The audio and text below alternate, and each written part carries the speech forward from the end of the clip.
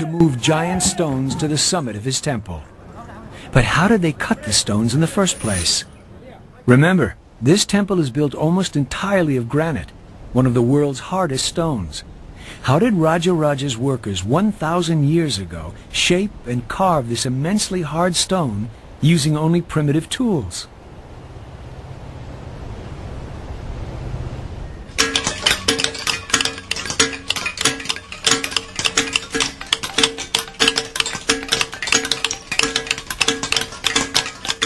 The main business of this resort town just south of Madras is sculpting granite. This statue of Hanuman, the monkey god, will take a sculptor and his team of 10 men more than 6 months to complete. These sculptors have the benefit of steel tools.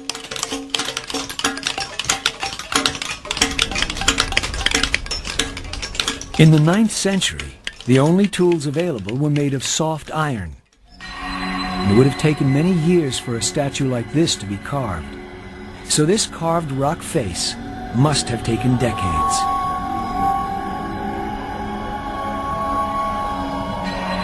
Known locally as Arjuna's penance, this granite carving tells a universal story.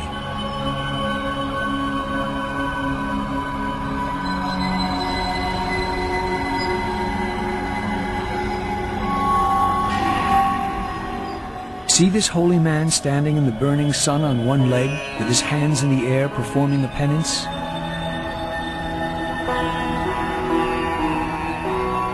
The artist clearly had a sense of humor, though. At the bottom of the wall is a little cat, holding the same difficult pose. Some mice, impressed by his piety, have come to worship him as a saint. One even has his paws clasped in prayer. Every Indian knows what happens next. The cat eats the mice. The sculptor is warning of the dangers of false prophets.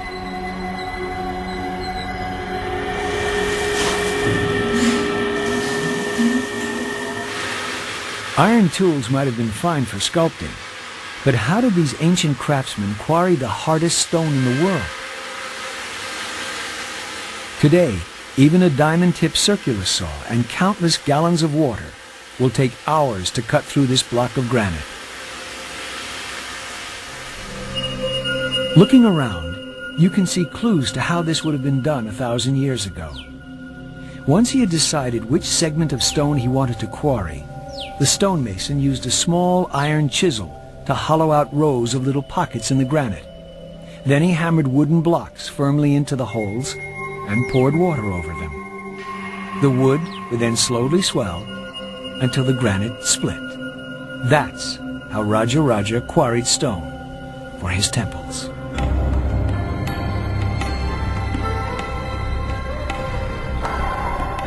During Raja's lifetime, millions and millions of tons of granite were cut and transported, because Thanjai was only one of the many temples he and his family built.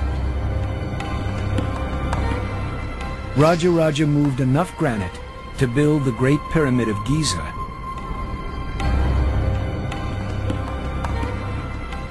What was the driving force behind this building frenzy? Religion. You see, as a king, Raja was in a terrible bind. On the one hand, his religion told him not to kill, but on the other, as a successful king, he was supposed to make war on his neighbors. And so he was responsible for the death of hundreds of thousands of his enemies.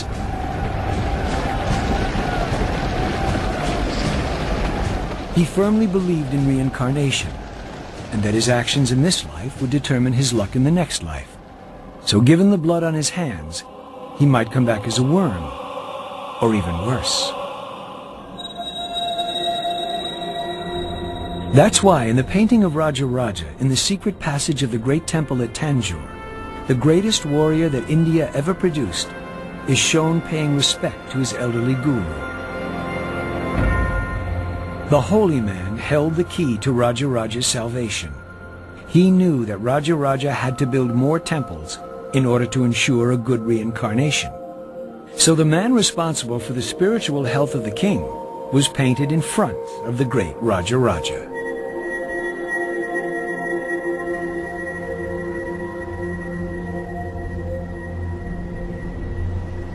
Even for a king as rich as Raja Raja the Great, building a new temple was an expensive operation.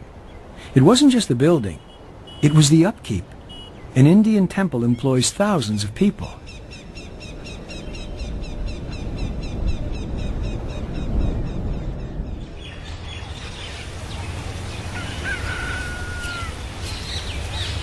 For centuries, here at Sri Rangam Temple, men have been selected from special families to pick and prepare the garlands of flowers for the gods of the temple.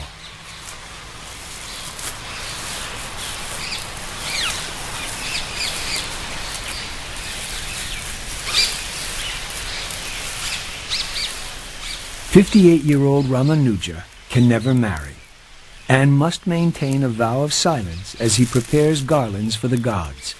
Every day he rises before dawn to start picking the many sacred flowers.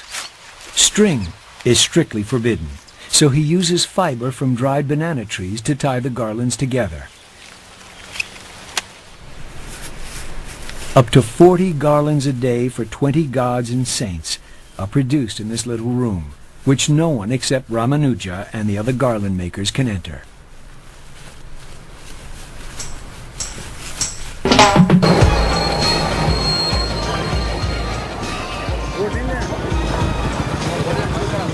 Five times a day, Ramanuja walks from the flower gardens belonging to the temple, past shops selling everything from butter to bronze.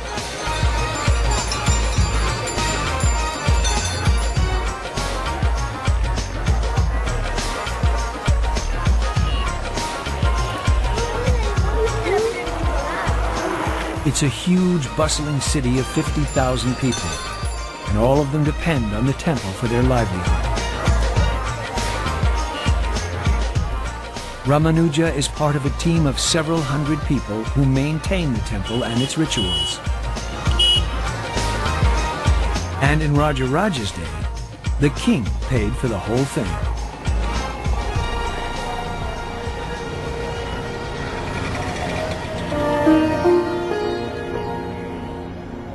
At the end of his journey in the heart of the temple, Ramanuja hands over his garlands to the priests.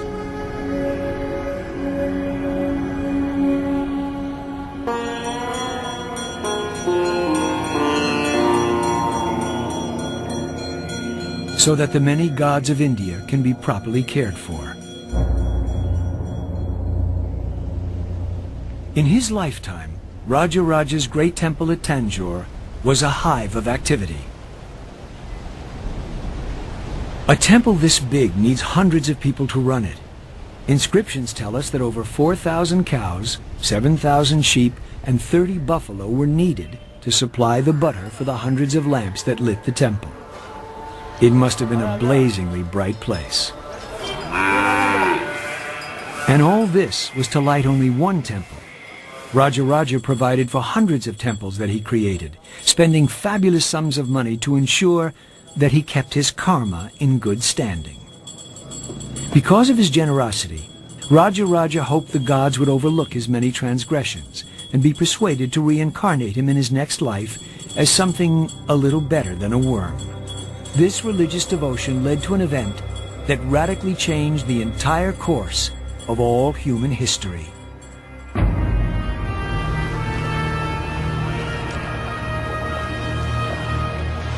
One of the best-kept secrets of the lost temples of India is that Indian kings like Raja Raja were as important to world civilization as the ancient Greeks.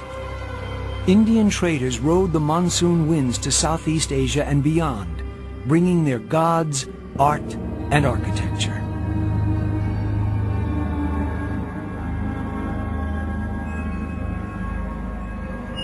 That's why, thousands of miles from Mother India, amidst steaming tropical jungles, the temples of Angkor depict not Cambodian gods, but the gods of India, dancing on every wall.